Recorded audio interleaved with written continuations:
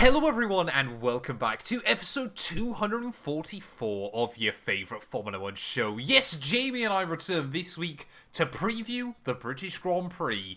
Although, to be completely honest, we probably won't be doing much previewing of Silverstone because suddenly, out of nowhere, there's a lot going on in the world of Formula 1. First of all though, Jamie, how are we doing, sir? How's the new whip? Oh, it's good. It's still working, so that's a positive sign. That's a reassuring start. Yes, now that it's cooled down a bit, the having no air conditioning isn't a problem, so that's good. Yeah, all good. Thanks to the people in the comments asking why I just buy old cars. It's because I don't have any money. So hang on a minute, you go on holiday every other week. That's why you don't have any money. 20p I go on holiday.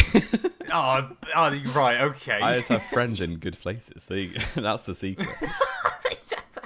As if you've just come on this week and immediately said to people, I'm poor, with all the stories we've had of you over the years. That is unironically hilarious. Well, I don't have priority to buy a good car. There you go. That's the fair enough. So I spent 2.2 grand on it. 2.2 grand? What kind of a measurement is that? That's just a good measurement. Just say 2,200 quid. 2,200 surely? British pounds sterling. Yes. British dollary dues. Speaking Fantastic. of getting a new car, there you go. Oh, he's got a segue. Unbelievable That's segue. Beautiful. Max Verstappen has dropped a bombshell. Well, actually, Sky Italia have dropped a bombshell about Max Verstappen because the conspiracy theory that Kimi Antonelli took him out in Austria to get him lowered and third in the championship has actually slightly come true because at, what was it, 1 a.m. on 1 a.m. Italian time. 1 a.m. Italian, so midnight UK, on the 1st of July, so that's a couple of days ago now, Sky Italia tweeted that Max Verstappen has been in contract talks with Mercedes-Benz AMG Petronas. So, yeah, it's all kicking off, basically, because we've been kind of speculating with no real meat on the bone, and then suddenly there's meat on the bone because it's hit July and Max's contract exit clauses have come active. So we're just going to talk loads about that today. Most likely, yeah. So just for further clarity, it was actually the 2nd of July that it was confirmed, but it was at midnight. So I can only assume that obviously there was something stipulated in Max's contract because we'd all always thought, didn't we, that it was, and obviously we still don't know with 100% certainty, but we'd always thought it was if he was lower than third in the World Championship.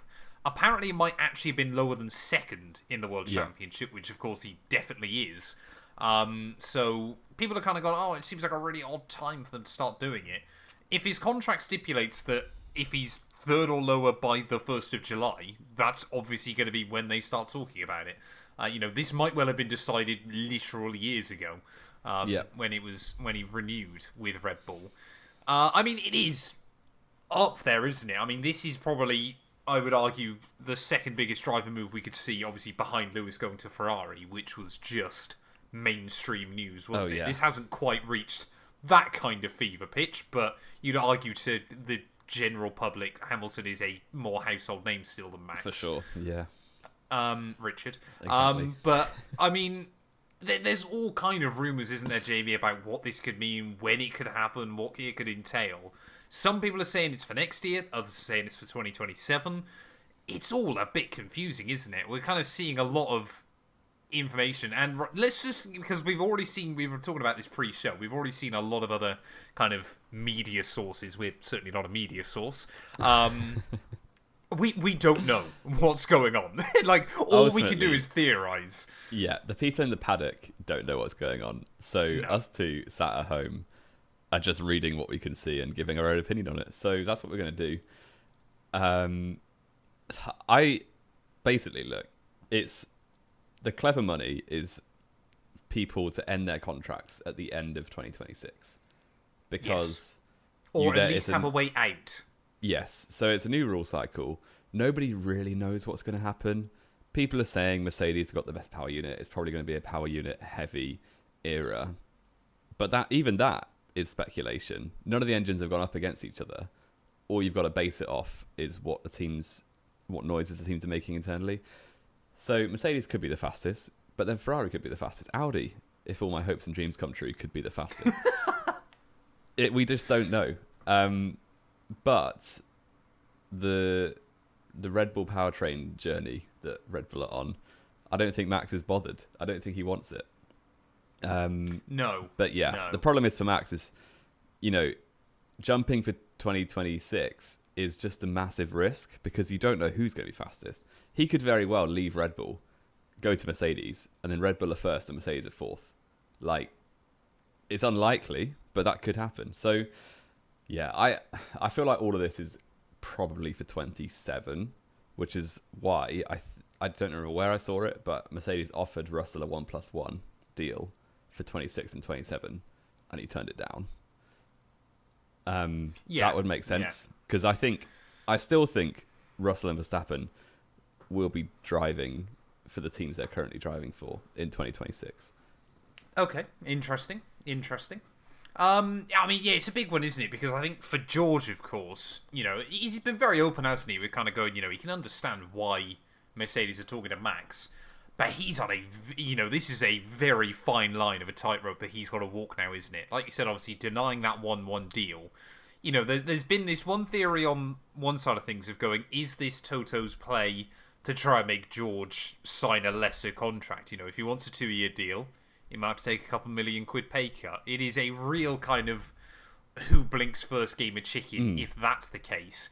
The other really, really interesting bit that I read, Jamie, was that apparently it was Verstappen's team that approached Mercedes, not vice versa. Yeah, because Toto Wolff all but put it to bed, didn't he, in Miami, I want to say, or back in April. Yes, yeah. When he basically said, we've stopped flirting with Verstappen now. And that was like, well, okay, they're going to go with Russell then. And then it was Verstappen's team that approached Wolff or whoever at Mercedes to reopen negotiations. And yeah, the thing is, it could all just be contract power moves because, yeah, I mean, the Red Bull are already going to give Verstappen exactly what he wants, but this is just another way of being like, look, if I leave you, you are literally going to finish last in the constructors. If they didn't have Verstappen, they would be ahead of Alpine, and that would be it. No, not even that. They're not even ahead of Alpine. No, they are dead last without Verstappen there. If Max Verstappen didn't exist, and in fact, I'm pretty certain the gap would be bigger to Alpine because obviously everyone would move up one position. Yeah, obviously it depends who Verstappen's replacement is and how well they drove. But say it was Lawson and Tsunoda, for instance, it would not have gone very well. Yeah, Liam Lawson scored more points in the Austrian Grand Prix for VCARB than either Red Bull driver in the second seat has done all season. So, or more points than Red Bull scored in Austria. Well, yeah, way more than Red Bull scored. Yeah, did you know that since the USA Grand Prix of last season, that Nico Hülkenberg scored as much as the Red Bull second seat in a Sauber and Haas? Wild. I mean, it is, as we said on Monday, we could genuinely, as we said, be watching the catastrophic downfall of Red Bull right now. Like, this could be something that we talk about in the race will do a video in 3 years from now going, the 10 things that led to Red Bull's departure from Formula 1 or something. I don't think they'll leave Formula 1 anytime soon. But if they lost Verstappen, he is their best asset by a mile at the moment. Oh, absolutely. So, yeah. The one thing I quite like to think about in terms of, I don't see many other people talking about this could be a good thing to talk about. If Verstappen does go to Mercedes for 26, which, as we said, I think is unlikely, but it might happen. Do you think Russell would go for a straight swap, or do you think he'd try and find somewhere else to drive? This is exactly what I was going to talk about, because I've thought about this as well. What could, and of course a lot of things would have to fall into place here, but what could end up happening, Verstappen goes to Mercedes, Russell apparently has already spoke to Horner and kind of gone, obviously, if Max goes the other way, there's an option for him to go there. Mm-hmm. But what about, for a second, Lando Norris? If Oscar wins this World Championship, he doesn't want to be a number 2. Could you then see George go to McLaren if Lando went to Red Bull? And then we get a kind of a big 3-way swap at some of currently the top teams. Because I've always said that Lando is someone that Red Bull should have been trying to poach anyway. Years ago, back in 21-22, we were like, Lando's the perfect second seat driver for Red Bull because he's got a very similar driving style to Verstappen. Yeah, that would be incredible. I personally don't see it because I can't see him wanting to go in next to Max, but I can see him, if Oscar beats him this year, wanting to go somewhere else to be the number one. I feel like, unless we see a collapse from Lando at McLaren, I think this championship's going to the wire. So I can see Oscar wrapping it up with like 2 races to spare. Like gets into Qatar with like a 56-point lead and then wraps it up in the sprint or something. I think Norris, personally I see it going to the last race because I think they're going to be so close throughout the season that if it was won at the last race by Piastri, Norris would want to get him back the year after, and it wouldn't be a 1 year thing. I think. No. Yeah, if Mercedes do have the best power unit and you're going into 26 and you've got a McLaren or a Red Bull, I think you'd rather stay where you are, even if you're not the number one driver. But they wouldn't make Oscar number one for 26. They would still be equal. He would just have the upper hand of being a world champion. Yeah. Then again, though, you think heading into the new regs, and of course, yes, again, it's all conjecture at the moment. We don't really know, but obviously Mercedes apparently have got the best engine. That normally will mean anyway that Mercedes will have an advantage again over all of their customer teams because they will have built an engine to fit their car. Yes. Like I know, obviously, all the rules now, and it does work fantastically well that they have to supply everybody with equal engines, with access to all the same power modes and everything like that. But they will make sure that engine is optimized to their car. Yeah, and they've designed the engine for their car. All I'm trying to think, is when we've seen a huge rules change where a factory team or a team like Red Bull with Honda hasn't been on top. I mean, I'm trying to think. The last one I can think of was probably Brawl in 09. But even that wasn't an engine regs change, was it? No, but it was obviously a big. It was a massive aero shift, yeah. And obviously McLaren, were with Mercedes before were with Mercedes, yeah. And Brawn were with no one until a month before the season when they bolted a Mercedes engine to the back. They had to shoehorn a Mercedes engine into the back of it. In fact, they designed that car for a Honda engine. They had, entirely. I mean, 2010, again, wasn't a huge change, but it was a development. And Red Bull were better than Renault, but then Renault were always trash. So. And Renault also had a team working within Red Bull to make it work, and had done for a couple of years at that point. Yeah, no, it is true. And obviously 2014 is the prime example where Mercedes stomped everyone with the new engine, with Hamilton and Rosberg back in the day. Yeah, I think, so you've thrown out your theory of George Russell's transfer moves. I don't know why I can't shake this, but, okay, Verstappen goes to Mercedes next to Antonelli. Yep. George Russell's then obviously a free agent, ready for work. He could go to Aston Martin. This was the other one I was thinking about. It seems like suddenly out of nowhere, no one's talking about Aston Martin anymore. I see potentially being somewhere you want to be. Fernando Alonso is making lots of Alpine noises for the 4th time in his career. Which I do not understand. I kind of do. I don't. I think he should stick with Newey and gamble on Honda. And if it's terrible, he can still just win Monaco. But I think Alonso should stay there. But there's something about Flav and Alpine having a Mercedes engine next year that he thinks for 1 year, because Alonso is gone after 2026. For 1 year. Unless he's got like an all-conquering dominant car. Would you rather drive a Mercedes-powered Alpine next to, well, I guess in either team, you can beat the teammate. You're probably more likely to beat Stroll than Gasly, actually. But regardless, most definitely. Would you rather have a terribly designed car with a monster power unit or an incredibly designed car with a very, very unknown power unit in the back? But Honda have had I think the thing is, again, isn't it? People are going, oh, it's going to be like Honda 2015. It won't be that bad.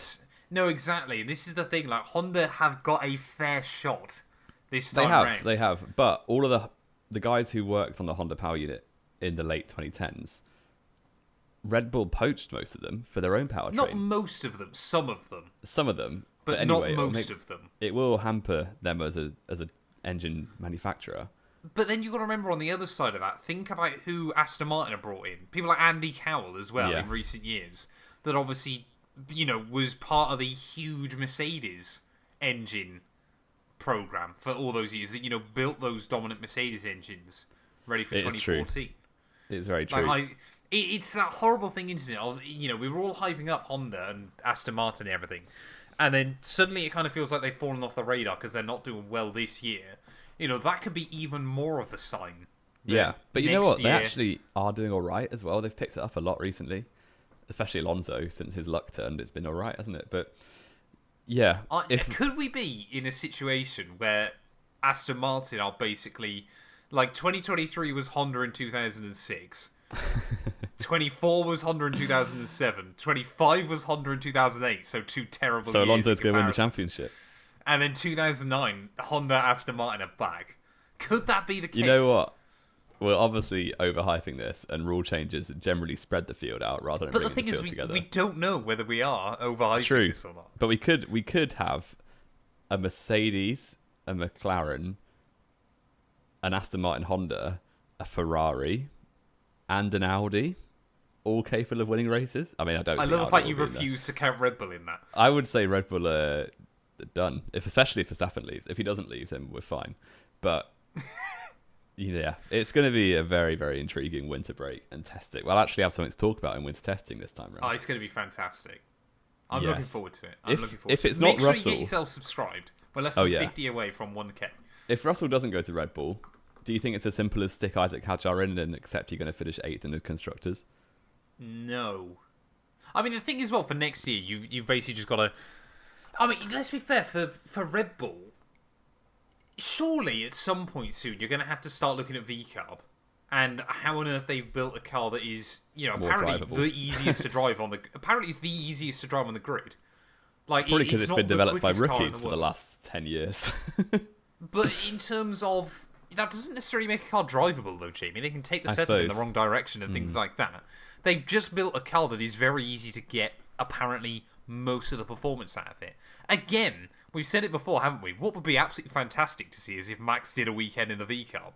Just Yeah. to see what it's like, And you know what what? it's actually Now the fully championships- capable of. Now he's self-admitted the championship's dead. Why doesn't he do it? Give us some entertainment. I imagine there'd be quite a lot of sponsor issues with that. But he wears AlphaTauri clothing all the time. No, is in terms of who's paying Red Bull money Oh, I suppose. to be on a car that Max Verstappen's driving. Yes. Would be the big issue there. And obviously, Red Bull can't just claim a V-carb for the weekend or anything like that. Well, they could just dress it up as a promotion. Emails can accidentally have been sent to the wrong people. Exactly. Oh no, I accidentally sent Red Bull our whole car design and process and everything. Exactly. I mean, it is... But this is the other thing as well, isn't it? You think with Red Bull V-carb for next year, like, you kind of get the opportunity again. I remember all these theories with 2022, wasn't it?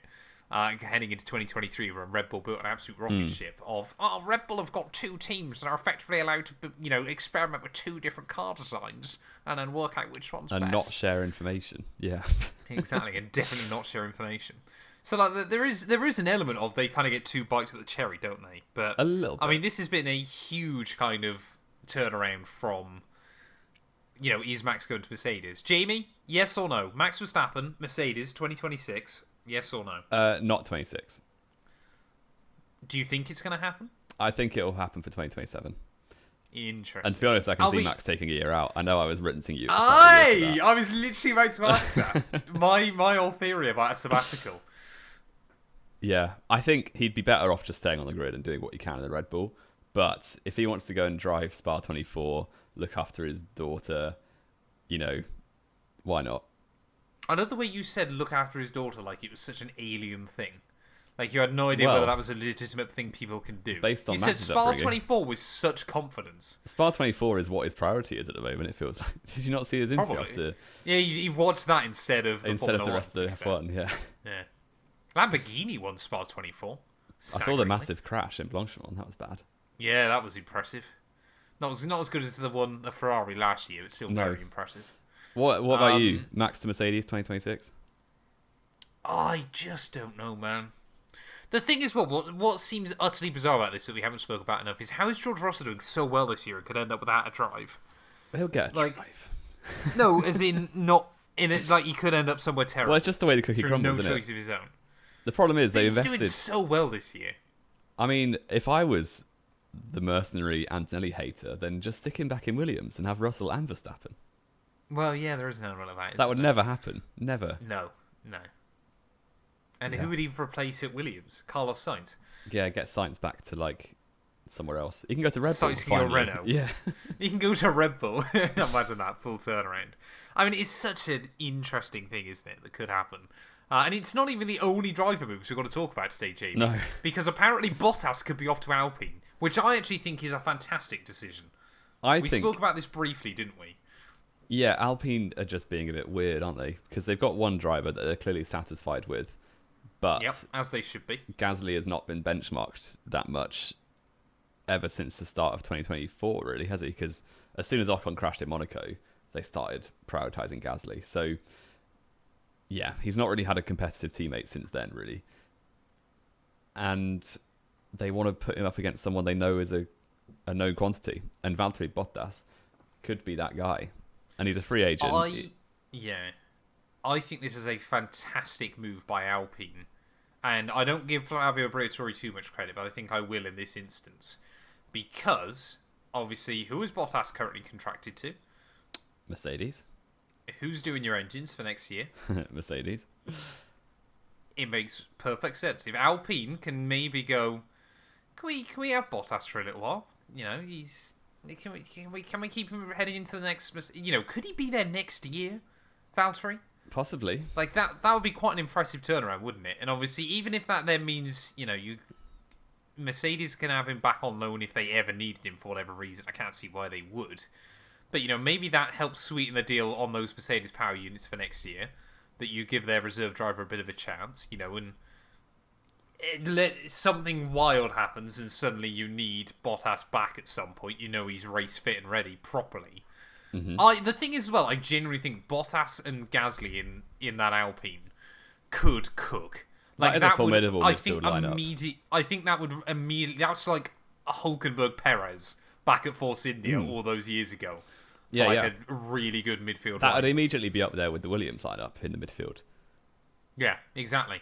Like every other team has a rookie, right? I think if they got that, suddenly then you've got because we were talking about this pre-show that Alpine could end up, and it looks fairly likely, could end up dead last this year. You put Bottas back in that car, suddenly you've got an opportunity week in, week out, where at least one of your drivers should hopefully be fighting for points. Because if you think, or if they're not, it's completely the car. What? Because Alpine are on 11 points at the moment. 11 or 12, isn't it? It's not many. No, it's not many at all. But that's all Gasly, because Doohan and Colapinto yet to score, and Doohan obviously won't score for Jack Doohan's case. But Alpine are on 11, Kick Sauber on 26, Aston 28, Haas 29. So realistically, even if Bottas is as good as Gasly, which I think is probably about right, maybe Bottas is slightly better, if I'm honest. I would say Bottas is slightly better, but of course you need time to adapt and everything like that. Yeah, so yeah. It's But a fair even assumption. if, say, Bottas has scored the same amount of points as Gasly, they'd then be on 22. And a few points would have been taken off of Haas and Aston and Kick Sauber. So you're then in the fight. You're then in the fight for 7th, really, aren't you? So yeah, they have been fighting with a hand tied behind their back all season, and I think Bottas would solve that. But to even throw more into the mud, their final reserve driver, who's not had a shot at the car yet, is Paul Aaron, who finished 3rd in F2 last year. And should have probably won it, to be fair. Should have done start of the season better. he had, and then just got very unlucky. He did. But he is testing the Sauber this weekend in practice, and in Hungary he's doing the same, because Sauber don't have any more rookies. They've got to do 4 rookie slots a year. 2 of them are covered by Bortoleto in round 1 and 2. But the other 2, their only rookie driver, their only academy driver, is Emma Felbermeyer, who's in F1 Academy and probably not suitable for an F1 practice session yet. I'm not even sure she'd be allowed to. No, I don't think she would be either. But yeah, regardless, they've gone and pinched Paul Aaron for a weekend or 2, which, if he does an Alex Dunn and is really good, could he be the guy for Alpine? Yeah, I don't know. It's really awkward with Paul Aaron, because bizarrely he's sponsored by Porsche Estonia. Like, always has been. Like, they funded a lot of his junior career. Well, he's Estonian. I'm well aware he's Estonian as well. But you're kind of there going, he's just probably going to end up in sports cars or GT3s or something at some point. I mean, I'd like to see what he can do properly behind the wheel of F1 machinery. But on the other, I like Paul Aaron enough that I don't want to see him get screwed over by having to join Alpine. is the thing, isn't it? I think if it's a choice of Alpine or never drive an F1, I think you'd be dumb to turn it down. I think you would absolutely take that chance, but if it's a choice between Bottas and Paul Aaron, I think my money would probably... If Paul Aaron had won F2 last year, I think absolutely you got to give him a run. But I think just with the opportunity of having Bottas there, you're kind of there going, Alpine have tried to take gambles this year. It has not worked. Build a little bit of a better relationship, a bit of a rapport with Mercedes. Put Bottas in. And hopefully, it's the stupid things, isn't it? Of you get the theoretical blueprints for next year's the dimensions for next year's Mercedes engine, perhaps a couple of weeks earlier. It accidentally gets emailed out a bit sooner than it should have. Bottas is still in the email signature. Exactly. But it is all that kind of thing. It's the really, really little stuff that all adds up. Yeah. You're kind of there going, and for a safe pair of hands as well. Yeah, exactly. It feels like it's a no-brainer. But then again, I've nenever been convinced Flavio Briatore's got a break. So it's kind of like... Yeah. It'll just bring back Nelson Piquet. Oh, probably. It'll be something bizarre, won't it? Like, he'll bring back, someone like Nelson Piquet Jr. or something really stupid. Romain Grosjean will get the seat. Yeah, why not? Something like that. I think Flav would be dumb not to go for Bottas. But he's still having lots of talks with Fernando Alonso, as I said. So who knows? Why? Don't Who knows? Fernando. Could it be the fourth time lucky? Stick with Aston. I mean, the first time was lucky enough. Surely no other driver has signed for one team 4 different times in their career.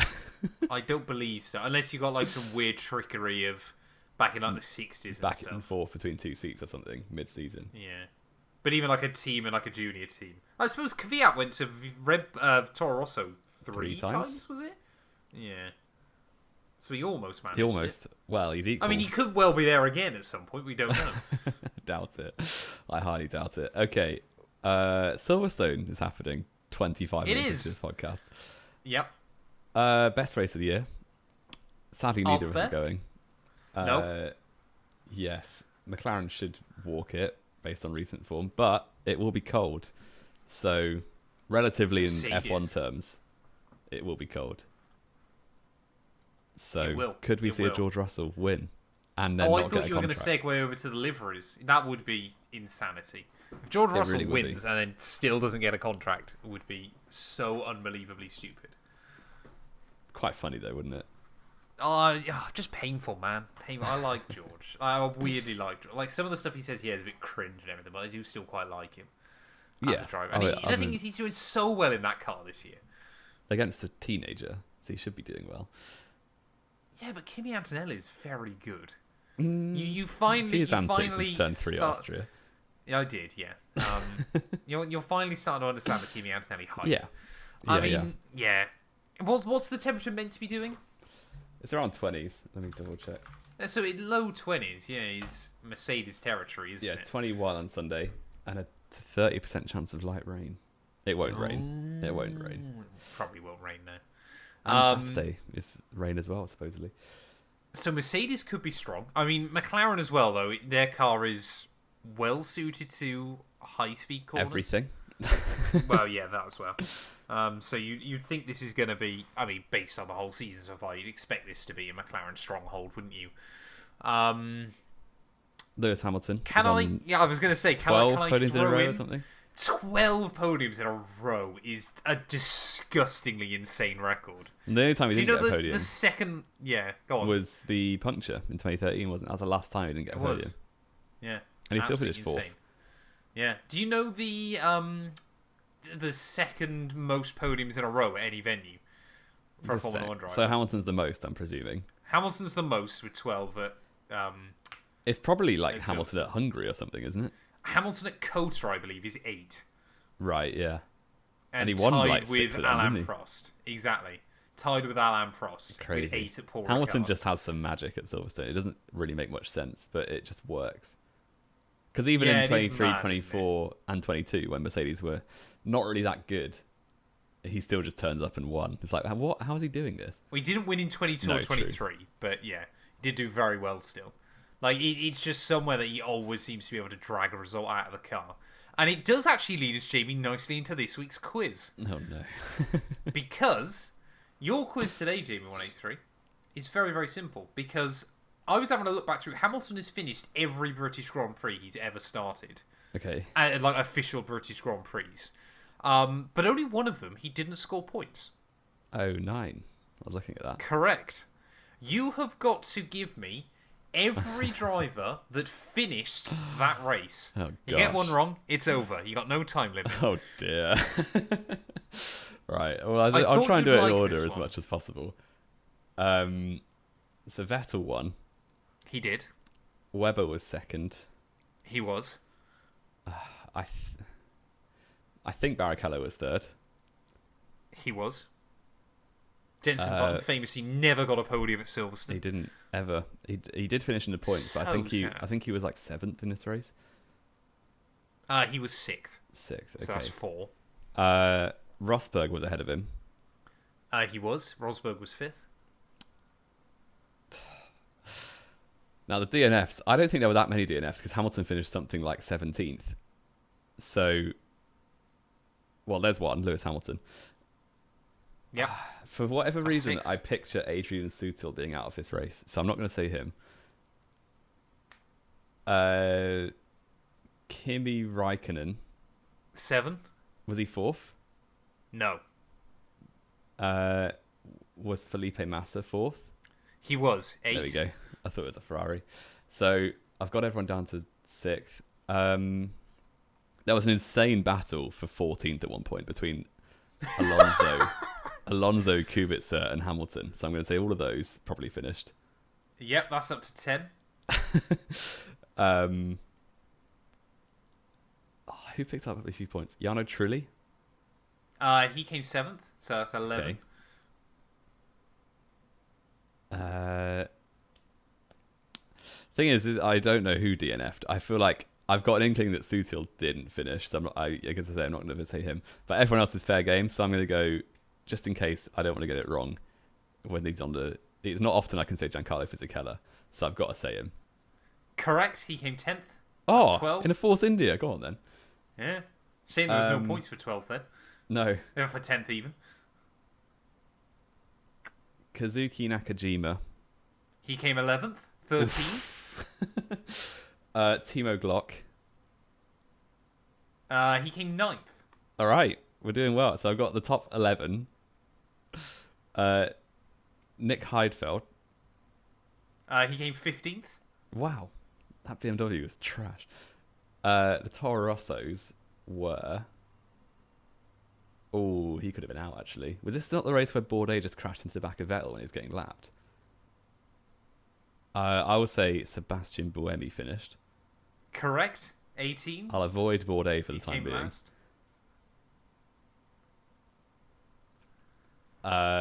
Who else? Oh, Red Bull. Oh, they were 1-2. Never mind. Yeah, they were the first What two other you said. teams were there in 2009 that I've forgotten about?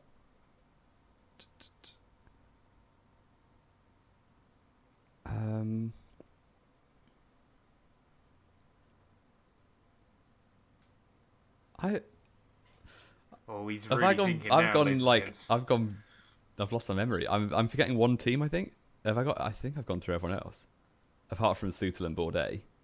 There's one team left. Yeah, I think you've mentioned every team. You're just forgetting a few Really? drivers. Yeah. Oh, Nelson Piquet Jr. Correct. Heikki Kovalainen. Incorrect. Oh dear. He had collision damage, retired on lap 36. You were bang on with Wow. Bourdais as well. He also had collision damage and retired lap 37. So the only ones you didn't get So then Sutil did was finish. Sutil. Sutil did finish in 17th. Oh, dear. I believe you forgot Kazuki Nakajima. No, I said Nakajima. Don't think you did. I did. I was 100%. Oh, no, you did. Sorry, yeah, running he was back. 11th. Yeah, you did. So I think... That's did it. you mention Nick Heidfeld? Yeah, I said Yeah, you Heidfeld. mentioned Heidfeld, so it was just Sutil. Oh You dear. were just missing Maybe he Adrian crashed in Sutil. qualifying. I can't remember what I'm thinking of. I've got a He picture in started my from the head. pit lane. I've got a picture in my head of him having a massive crash in that '09 Force India at Silverstone. It could have been in qualifying. Pretty certain, yeah, in qualifying he did. Well, never mind. I did quite well. I'll take that. Yeah, he crashed heavily at Abbey, forcing reigning world champion Lewis Hamilton to abort his final lap and started 19th because of it. There you go. Sutter's accident, to be fair, was a brake failure, so we won't blame Adrian Sutter. No. For that one. You did very well, though, Jamie. There we go. 09 is where I well. live in F1 I terms. thought that was going to be, exactly. I thought that was going to be right up your alley. That's the first season I remember watching, which is quite fun. Fair enough. McLaren and V-Carb, they both got new liveries for the weekend. The McLaren's one is basically the 2023 car, as far as I remember.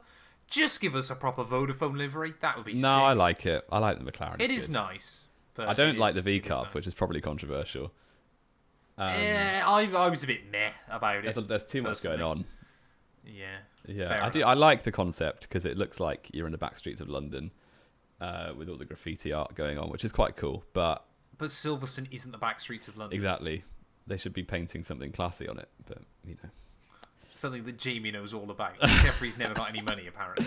Too busy spending all his money on a holiday. Just getting I'm not going to let you live that one down. Predictions, I guess, is the last thing we need to do then, sir. The scores on the doors. What are the scores? I'm on 34, and you're on 28. So you're going first. Oh, this is tough. Lando, Pole. I would love to say Lewis win. That would be so good. But I just can't bring myself to do it. I'm not that much of a moron. Or is he? No. I almost was going to say then Lando, George, Lewis. But the surely British podium. That can't happen. Has that ever happened? That would be what? French did it. Yeah, I think the last podium. I'm sure Brits have had a 1, 2, 3 countless times back in like the 60s and stuff. But I think the last one was by the French. I want to say it was like the 1982 French Grand Prix or something bizarre. Surely we couldn't get a British 1, 2, 3 this The last weekend. British 1, 2, 3 was in the 68 US Grand Prix. Yeah, there you go. Thing is, I want George to do well as well, man. But I gotta back Lewis for a podium at home. Like that Ferrari last weekend looked good. Lando pole, Lando win, Oscar Lewis. I'm gonna be stupid. That's annoying. Get it locked I in. want it to be different by putting Hamilton on the podium, but you've done it anyway. No, exactly. Put Hamilton for the win then. Go on. So a 10th win at Silverstone would be insanity. I will say George Russell in pole position. Okay. He got it last year in a worse Mercedes. He did. The car was completely suited to that circuit in those conditions. But it was but it still will be then, by mad logic. Fair enough. George Russell win. Why not? No way. 4th winner of the year. He's already won a race. Oh, no, he's already won. Ignore me. He's still the 4th winner of the year. Yes. Lando second. Okay. And Verstappen third. I don't think that's going to be the podium. I think Piastri probably will. I just want to get some lucky points for getting someone bang on. So fair enough. So you're throwing Verstappen in the ring. Exactly. And if Piastri wins from Norris and Verstappen, I get 2 right. So fair enough. Have you seen, Jamie? I forgot to mention it earlier on that Silverstone might be getting a lifetime renewal on the Formula 1 grid. Apparently, lifetime it could be done. Is mental. That's so. I think though as we keep saying before, Silverstone, Monaco, Monza, Belgium all should be given that. Well, I agree. know Belgium won't. I do agree, but all should be given that. The practicality of a lifetime contract is insane because then there's nothing to keep them servicing the track to a good level because they know there's a lifetime contract. You make sure that that's written into the contract. I guess so. Yeah. It would be great. And the thing is, Silverstone generates so much income anyway. It would probably be in their best interest. But you'd have to have it worded in such a way that it makes it fairness for them. When general admission is like £300, like what? More than that normally, isn't it? It's ridiculous. That's why neither of us. Well, Jamie's got no money. Next year. I do want to go next year, to be honest. Oh, there you go. Jamie's just got bought money a car, for that. So. Right, end the show. He's got Wimbledon. He's got to buy strawberries and cream and sit on the hill and all this, that, and the other. It's going well. You guys were giving me stick about Raducanu played very well yesterday. Yeah. Did she? Fair enough. Yeah. I do not watch tennis. Well, thank you all, as always, so much for listening. If you have enjoyed, please make sure you get yourself subscribed. We're less than 50 away from 1K. I keep banging on about it. But we're going to keep plugging that until we get there. Hopefully the British Grand Prix is good this weekend. Jamie, I love you. Have a wonderful weekend, sir. I don't know where I'm Love going you with this too. outro. He's actually said it normally, chat. When I finish these, when we Yeah, finish because these you leave. podcasts. I always say it to myself when you leave the call. No, you don't. Because I always say it and you hang up, and I hate it. It makes me cry every time. But we'll be back next week to review the British Grand Prix.